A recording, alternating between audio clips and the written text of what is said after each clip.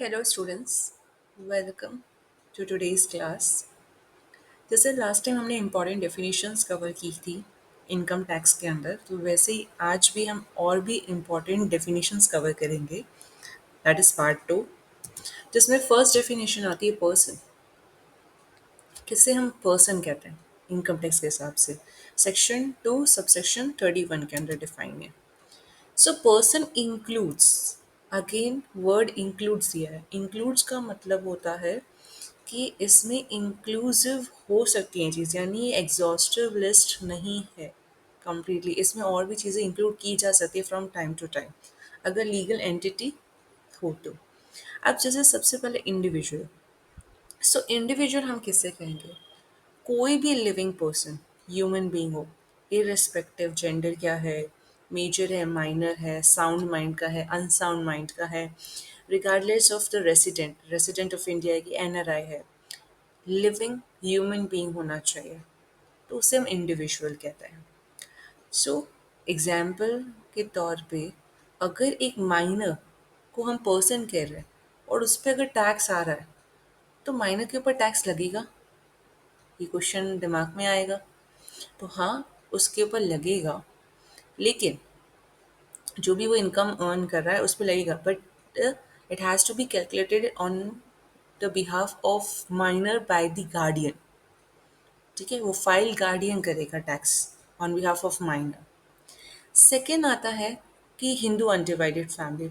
Hindu undivided family मतलब जहाँ पे एक तरह से देख सकते हो कि पहले के सिस्टम में होता था कि फैमिलीज होती थी। जैसे एग्जाम्पल होते, ग्रैंड फादर है, फिर उसके नीचे सन्स आते हैं, उसके डॉटर्स आती है, फिर सन्स के भी सन्स और डॉटर्स आते हैं। सो कहीं ना कहीं एक फैमिली स्ट्रक्चर है, लीनियल डिसेंडेंट जिसको आप बोल सकते हो। सो ऐसे हिंदू अनडिवाइडेड फैमिली भी कवर्ड होती है under the definition of person. ठीक है, जिसमें मेन हेड होता है उसको हम कर्ता कहते हैं, और जो मेल पर्सन्स बॉर्न होते हैं इनके अंडर, वो बाय बर्थ इस फैमिली का हिस्सा बन जाते हैं। जबकि डॉटर्स की बात करें तो डॉटर्स इनका हिस्सा नहीं होती हैं, पार्ट होती है, बट उनकी जो इनकम होती है या उनको इंस्ट्रल प्रॉपर्टीज़ में से कुछ मिल रहा है तो उस पर टैक्स आ रहा है, तो अगर ऐसा कुछ भी इनकम है उसकी, तो वो हम क्लब अप कर देते हैं, एक्सेस नहीं करते हैं, क्लब अप में चीज़ चली जाती है, वो हम वक्त के साथ पढ़ेंगे। फिर आता है कंपनी। कंपनीज, यू नो, कि जो लीगल एंटिटी रजिस्टर की गई अंडर कंपनीज एक्ट, अब वो इंडियन कंपनी भी हो सकती है, फॉरेन कंपनी हो, डिफरेंट टाइप ऑफ कंपनीज हो सकती है। सो यहाँ पे क्वेश्चन अराइज होता है कि क्या एक फॉरेन कंपनी जिसकी कोई भी ऑफिस यहाँ पे नहीं है, हेड ऑफिस है, ठीक है, तो क्या उस पर टैक्स लगेगा? तो जी हाँ, उस पर टैक्स लगेगा, लेकिन अगर उसकी कोई भी इनकम एक्रूड है या रिसीव हुई है विद इन इंडिया। ठीक है, there is a condition. Next है फर्म। फर्म में क्या आता है? पार्टनरशिप फर्म, जिसमें एलएलपी का कॉन्सेप्ट भी इंक्लूड किया जाता है। एलएलपी क्या है? Limited liability partnership. नॉर्मली तौर पे जो पार्टनरशिप पार्टनरशिप एक्ट 1932 के अंदर है, उसमें क्या रहता है? अनलिमिटेड लायबिलिटी रहती है पार्टनर्स की। लेकिन लिमिटेड लायबिलिटी पार्टनरशिप के अंदर डिफरेंट होता है, वो भी एक तरह से पार्टनरशिप है, लेकिन वो उसको हम फर्म कह रहे हैं पार्टनरशिप के तौर पे, लेकिन उसमें लायबिलिटी हमेशा लिमिटेड रहती है। अब इसमें क्वेश्चन अराइज होता है कि जितने भी पार्टनर्स हैं, ओनर हैं बिजनेस के, तो क्या सबके ऊपर सेपरेटली टैक्स भरना होगा? तो आंसर इज नो। अगर फर्म आपकी रजिस्टर्ड है, ठीक है, तो in that case firm has to file the tax. ठीक है। नेक्स्ट आता है concept association of persons, AOP, और body of individuals whether incorporated और नॉट। ये सबसे मोस्ट इम्पॉर्टेंट एंड थोड़ा सा न्यू है आप लोगों के लिए, सो ध्यान से सुनना है। AOP, the word itself says association of person, association मतलब ग्रुप, और बॉडी ऑफ इंडिविजुअल्स, बॉडी का मतलब ही क्या होता है? ग्रुप है। ठीक है, अगर दोनों में ही ग्रुप है तो फ़र्क क्या है कि हम कब एओपी कहेंगे किसी को और किसी को रजिस्टर करेंगे as a BOI. So AOP, that is association of persons, the word itself says persons लिखा गया, तो पर्सन में सब आ जाता है, इंडिविजुअल ह्यूमन बीइंग भी आ जाएगा, हिंदू अनडिवाइडेड फैमिली भी आ जाएगी, कंपनी भी आ जाएगी, फर्म भी आ जाएगा। ठीक है, तो ये सब आपस में किसी कॉमन ऑब्जेक्टिव के तौर पे अगर कोई स्टार्टअप या वेंचर करते हैं, ठीक है, बिजनेस करते हैं in order to generate the income, ठीक है, you can say it is a informal way, no it can be both formal और इनफॉर्मल वेदर, लेकिन इनकॉर्पोरेट किया है, एक वेंचर है, ठीक है, for common objective, so that becomes a association of persons. लेकिन बॉडी ऑफ इंडिविजुअल्स का मतलब है कि वहाँ पे भी ग्रुप है, लेकिन इंडिविजुअल्स को कवर करेगा। इंडिविजुअल्स मतलब human being, only natural persons. तो अगर कोई नेचुरल पर्सन का ग्रुप है और आपस में मिलके कोई बिजनेस करते हैं फॉर इनकम जनरेशन, तो इसको अपन कहेंगे BOI। उसके हिसाब से वो टैक्स फाइल करेंगे, ठीक है। नेक्स्ट, इसमें भी एक एग्जाम्पल है, अगर सपोज करो कोई 5 दोस्त हैं, इनफॉर्मल हो गया ना, 5 दोस्त, उसको रजिस्ट्रेशन की ज़रूरत नहीं है, आपस में उन्होंने बैठे एक दिन तय कर लिया कि हमें एक वेंचर करना है, ठीक है, कोई बिजनेस करना है, कैफ़े खोलना है, टेक द एग्जाम्पल। उन्होंने कैफ़े स्टार्ट किया, they are running well, they are generating the income, so that becomes कि अगर वो टैक्स लैब में आ जाते हैं तो उनको BOI की तरह रजिस्टर करके आगे बढ़ सकते हैं। नेक्स्ट है लोकल अथॉरिटीज़। लोकल अथॉरिटीज़ में पंचायत, म्युनिसिपल कॉरपोरेशंस, म्युनिसिपैलिटीज़ ये सब आ जाती हैं, जिसके अंदर है कि उन्हें भी टैक्स पे करना पड़ेगा with the generation of the income. जैसे बात आती है कि क्या विलेज के पंचायत को भी करना पड़ता है कम्प्लीटली, तो आंसर इज़ येस। नेक्स्ट है every artificial juridical persons. Artificial juridical persons it can be like idols as well.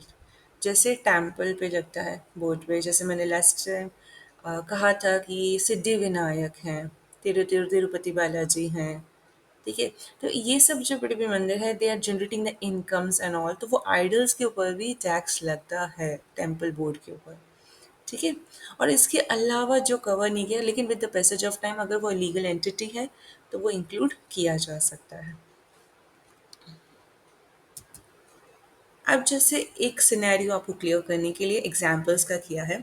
जैसे फर्स्ट क्या लिखा है, मिस्टर एक्स क्या है, माइनर है, विथ रॉयल्टी इनकम, उसने एक रॉयल्टी इनकम की है, तो वो फाइल करेगा टैक्स। लेकिन कौन करेगा फाइल, उसका guardian.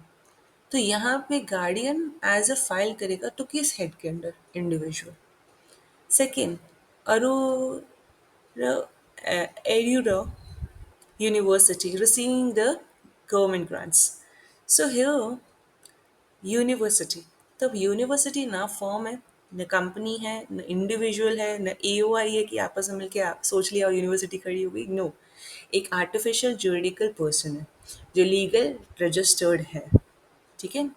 Next, green field LLP, तो LLP किस में कवर्ड होता है, फर्म के अंडर। फोर फ्रेंड्स ने स्टार्ट किया कि हम बुक्स लवर क्लब बनाएंगे इनफॉर्मल वे पे। अब फ्रेंड्स हैं तो नेचुरल पर्सन्स हैं, तो नेचुरल पर्सन्स के तौर पे आप BOI के अंडर रजिस्टर कर सकते हो और फाइल कर सकते हो टैक्स।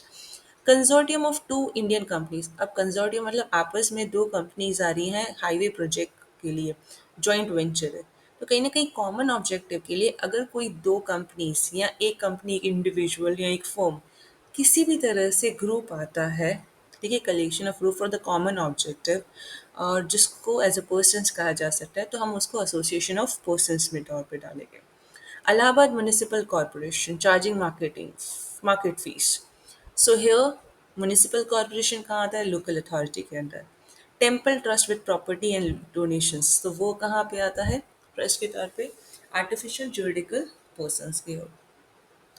अब आई होप कि विद दिस एग्जाम्पल्स और जो आगे की एक्सप्लेनेशन है उससे आप क्लियर हो चुके हो कि पर्सन का मतलब क्या रहता है, ठीक है, पर्सन में कौन कौन आते हैं। एक पर्सन की डेफिनेशन अगर आपको क्लियर हो जाती है तो ही आगे टैक्स सिस्टम स्टार्ट होता है, बिकॉज जो नेक्स्ट डेफिनेशन है वो इससे कनेक्टेड है। SSC जो सेक्शन 2 सबसेक्शन 7 है, इसका मतलब है कि एक SSC कौन है जो लाइबल टू पे द टैक्स। अब वो any one means what, the person, any one मतलब पर्सन होना चाहिए जो लाइबल है टैक्स के, ठीक है। नेक्स्ट उसमें क्या इंक्लूड होता है, first any person who is under going assessment proceedings. Under going assessment proceeding का मतलब होता है कि अगर कोई पर्सन की डेफिनेशन में, अब मैं पर्सन बोल रही हूँ मतलब पर्सन की डेफिनेशन में याद बचिए कौन कौन चीज़ें आती है, कौन सी चीज़ें आती है पूरी। सो अगर वो कोई अंडर गोइंग असेसमेंट में जा रहा है, असेसमेंट प्रोसीडिंग्स का मतलब है उसके ऊपर कोई तरह से प्रोसीडिंग चल रही है रिगार्डिंग टैक्स पेनल्टी हो सकती है, कोई बेनिफिट्स के हो सकते हैं, कहीं से इनकम जनरेट हुई तो उसके क्वेश्चन राइज हो सकते हैं। So any kind of assessment proceedings अगर चल रही है इनकम टैक्स से कनेक्टेड, तो कहीं ना कहीं वो एसएससी है।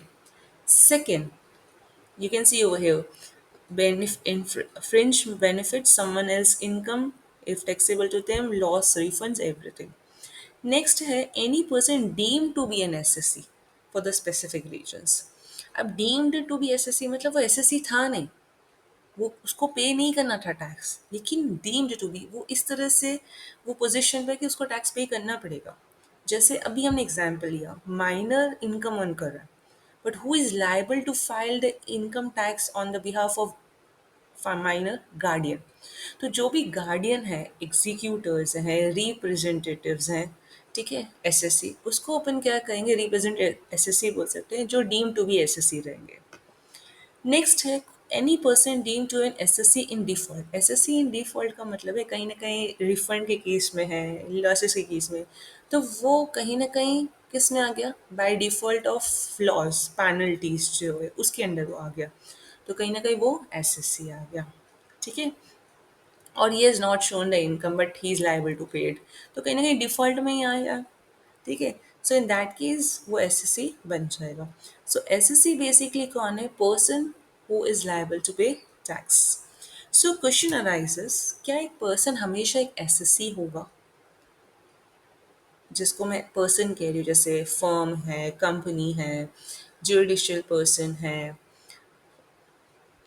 इसके अलावा इंडिविजुअल है, एच है, तो ये तो सब पर्सन्स है, तो क्या ये सारे पर्सन्स जो डेफिनेशन में फिट हो जाते हैं वो सब एसएससी लाइबल है टैक्स पे करने के लिए? The answer is no. सभी पर्सन्स एसएससी नहीं हो सकते हैं, बिकॉज अगर वो इनकी इनकम आती है जो टैक्स स्लैब में आता है तो वो लाइबल टू पे टैक्स है, वरना ज़रूरत नहीं है। ठीक है, लेकिन हर एक एसएससी एक पर्सन है, द आंसर इज येस, कि जो एसएससी है वो लायबल टू टैक्स है, और वो कोई भी हो सकता है, वो कंपनी हो सकती है, वो फर्म हो सकता है, वो इंडिविजुअल हो सकती है, लेकिन वो लायबल टू पे टैक्स है, तो एसएससी में आएगी तो वो कहीं ना कहीं पर्सन तो पहले होगा ही। I hope you are clear with two definitions of today. We will take more such definitions in the coming class. Thank you.